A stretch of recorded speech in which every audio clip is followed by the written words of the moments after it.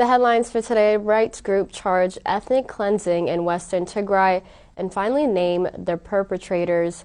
Canada reiterates its call for peace and negotiations and an inclusive national dialogue within Ethiopia. And the government of Tigray has also called for a stop to disinformation regarding the flow of humanitarian aid into the Tigray region.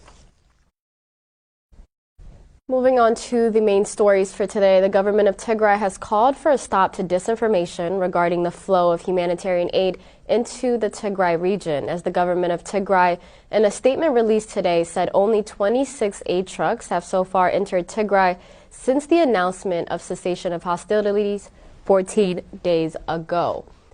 The statement added that this is an indication that the siege and the blockade has continued in name of a cessation of hostilities, and the government of Tigray also noted that the Ethiopian authorities are disseminating false information regarding the uninterrupted flow of aid into the region. The statement emphasized that even some of the international communities are echoing the same misinformation, adding that the duty on their part is claiming that none of the existent free flow of humanitarian aid is encouraging. The government of Tigray called for the stop to such disinformation and wordplay and urged the international community to put enough pressure on the Ethiopian government to end the siege and the blockade and to resume public services as well.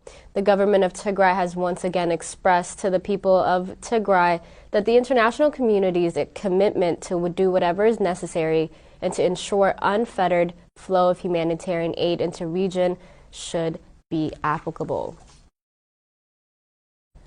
The rights group call for an ethnic cleansing in the western part of Ethiopia's Tigray region. Amnesty International, alongside Human Rights Watch, said in a joint report that abuses by the Amhara officials and the regional special forces, as well as the militias in western Tigray, amounted to war crimes and crimes against humanity in whole. They also accused that Ethiopia's military of complicity in such acts. Timnit Bayru presents the story compiled by reports by the rights group as well as the Associated Press. Amnesty International and Human Rights Watch said in a joint report that abuses by Amhara officials and regional special forces and militias in western Tigray amounted to war crimes and crimes against humanity. They also accused Ethiopia's military of complicity in these acts. Amnesty International and Human Rights Watch on Wednesday released a joint report titled, "We Will Erase You from This Land." The report details ethnic cleansing, campaigns and abuses carried out since November 2020 as a part of a widespread and systematic attack against the Tigrayan civilian population that amount to war crimes against humanity as well as war crimes. According to the rights groups, the crimes were perpetrated by security officials and civilian authorities from the neighboring Amhara region, sometimes with the possible participation of Ethiopian federal forces. The report, the result of months-long investigation, including more than 400 interviews, charges that hundreds of thousands of Tigrayans have been forced to leave their homes in a violent campaign of unlawful killings, sexual assaults, mass arbitrary detentions, livestock pillaging, and the denial of humanitarian assistance. The Dansha mayor, he kept telling us that we need to move, that we don't belong to stay here. The report said with the outbreak of the war, Amhara regional forces, along with the Ethiopian federal forces, seized these territories and displaced Tigrayan civilians in brutal ethnic cleansing campaign. When the Ethiopian and Amhara forces entered the town, people were panicked and began running to the farms. They started killing people. No warning, just shooting. They shot at people running. Soon, an interim administration for the Western Tigray was established by forces from the neighboring Amhara region, an administration hostile to the presence of Tigrayans. Papers said Tigrayans need to leave the town immediately. They were thrown everywhere. So when we woke up in the morning, you should see it on your door or on the way to church. Everywhere. Local officials in meetings discussed plans to remove Tigrayans. According to the report, pamphlets appeared to give Tigrayans urgent ultimatums to leave or be killed, the report says. They documented the sexual enslavement and gang rape of Tigrayan women. One woman has to say, "I was in Dansha town, where I have a hairdressing shop. 6 militia came to loot my shop. 2 of them raped me. They said, 'You Tigrayan, You should disappear from the land west of Takaza. You are evil, and we are purifying your blood. The militia would even write on the houses that belong to Tigrayans, "This is ours. This is Amhara house. They told us not to speak in Tigrinya." The Human Rights Watch dogs also gathered testimony about the death of Tigrayans in overcrowded prisons and the summary execution of about 60 men by the Takaza River. The Amara Special Forces told us to disembark. They lined us up in rows, cocked their guns, and sprayed us with bullets. We fell in the ditch below. After that, they said, "Tigrayans don't die easily. Shoot again." After seeing this and other incidents, I thought, what are we expecting? Are we waiting for them to kill all of us? Why don't we cross the Takaza River while we still have our lives? We could not access the toilets. All of us went through it.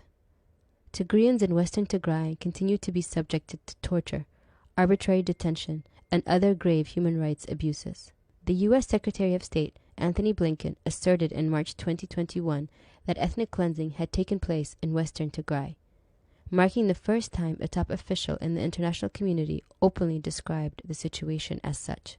The allegation was dismissed by the Ethiopian authorities as completely unfounded and spurious verdict against the Ethiopian government. The Associated Press, however, said the new report corroborates its reporting on atrocities in the war, which affect 6 million people in Tigray alone. Among their recommendations, the rights groups call for a neutral protection force in western Tigray, possibility with the deployment of an African Union-backed peacekeeping mission, with robust civilian protection mandate. Their report also urges the UN Security Council to impose an arms embargo targeting all the warring parties. In related news, within this report, the perpetrators have been named. The rights watchdogs have named 3 individuals as responsible for some of the war crimes committed against the civilians within the western Tigray region. The 3 names in this report are Colonel Demek Azodu, the Deputy Administrator and Head of Security of the Western Tigray Zone, Dejena Maru, also known as Shalaka, the commander of the 2nd Battalion of the Gafat Brigade, as well as the Amhara Special Forces, and Belai Ayalo, who's believed to be the intelligence officer who's based in Humera. The report said these are the main persons who should be held accountable for crimes against international law for their roles in facilitating war crimes of murder, torture, sexual violence, and amongst many others. Speaking to the East African, Letitia Bader, the Horn of Africa director at the Human Rights Watch, called for an independent probe on their individual command roles to determine their direct involvement in these documented crimes. We call on the Ethiopian government to immediately investigate them and suspend them from their positions of power where they continue to commit crimes against their civilians.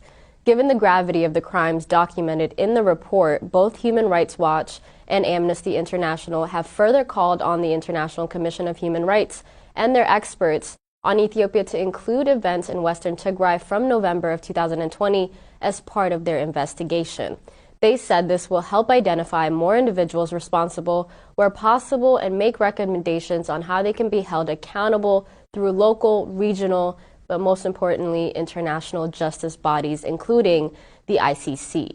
International correspondent Barry Malone lauded to the 2 rights groups for painstakingly documenting the horrific campaign of these ethnic cleansings that took place in Western Tigray. He goes to tweet and say, "In more than 20 years in journalism, I don't think anything has made me feel more ashamed of the profession than the paucity of coverage this current war has gotten." Rashid Abdi, on his part, noted that the document ethnic cleansing in Western Tigray is also part of a long-term strategy by the Amhara state to annex all of its territory. He tweeted, "Amhara state is laying down the bureaucracy of permanent sovereignty, wants federal parliament and judiciary to bless and legalize," as he added. Fasaha Tekla, Amnesty International researcher, said despite Ethiopian Human Rights Commission's claim, there's a fundamental difference between the rights group's findings as well as the joint investigation by the Commission and its UN counterpart. Fasaha Tekla of Amnesty International said Our findings are clear that there has been a sustained and coordinated campaign of abuses to cleanse ethnic Tigrayans from that entire zone. The international community, in their part, also put their 2 cents in, and Canada has reiterated its call once again for peace negotiations and an inclusive national dialogue within the entirety of Ethiopia. Prime Minister Justin Trudeau spoke with Prime Minister Abiy Ahmed on the phone yesterday. According to a readout from the office of the Premier Trudeau, the 2 leaders discussed recent developments in the ongoing conflict in the northern region of Ethiopia.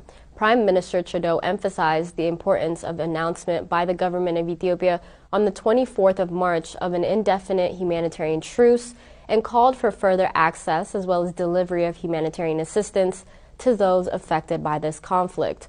The Prime Minister Trudeau reiterated Canada's strong and ongoing commitment to supporting a peaceful resolution to the conflict, including negotiations towards a peace agreement as well. The minister underscored the importance of taking all steps necessary to address accountability and justice for any human rights violations alleged to have occurred during this conflict. The Prime Minister also discussed Russia's illegal and unjustifiable invasion of Ukraine and its impacts on the global peace and security, agreed to stay in close touch with the Prime Minister. In other news, UN Secretary General, Antonio Guterres called on all parties to keep the momentum and follow through on their commitments to facilitate the provision of humanitarian aid. Guterres tweeted, "I welcome the news that the trucks with food assistance and fuel have reached Tigray and the Afar region following the declaration of the humanitarian truce within Ethiopia." But member of Tigray Armed Forces Central Command, Getachew Reda, said the only UN convoy consisting of just 20 trucks made it into Tigray almost 2 weeks ago. There hasn't been progress since the news, Mr. UNSG, as he tweeted on his official Twitter account, reacting to UN Secretary General's tweet as well. The Catholic Eparchy of Adigrat calls for a swift humanitarian aid action to save millions of people dying from merciless man-made famine in the Tigray region. The Catholic Eparchy of Adigrat made the call in a statement it released yesterday. The statement said the current pace to deliver the promises on the ground is not bringing any meaningful change for the lives of the people who have been under siege and complete blockage for over 500 days. It described the intensity of the humanitarian crisis as life and death en masse for millions of people, and the statement noted that 1.7 million children across Tigray have been deprived of education within the last 2 years. It stated that professionals who have been contributing to the development of the country, including doctors, university lecturers, engineers, teachers, etc., are deprived of accessing their own assets, leading them to beg for survival. It added that thousands are currently dying with preventable man-made hunger as well as disease. The Catholic Eparchy made the dire call on the international community and concerned UN agencies to come to the millions of people that are currently on the verge of death. Our final update for today, the UN General Assembly suspends Russia's participation in the UN Human Rights Council. 93 countries currently voted in favor of the move, while 24 countries, including Ethiopia as well as Eritrea, opposed it, and 58 countries abstained from the vote completely. That concludes our news for today. Thank you so much for tuning in. Bye-bye.